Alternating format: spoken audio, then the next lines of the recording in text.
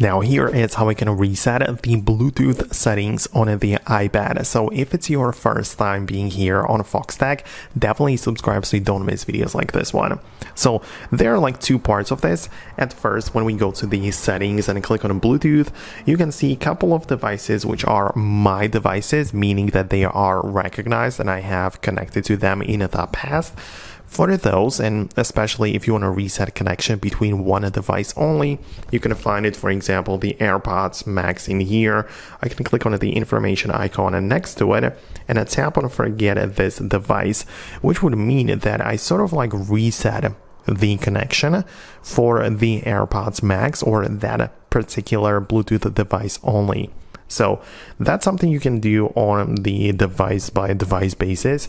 But if you generally want to perform the reset, instead go to the general section and at the bottom tap on a transfer or reset iPad. Click on reset again. And when you tap on the reset network settings, like I can see right in here, it will reset the connections to Wi-Fi networks and Bluetooth devices. So the network stuff really.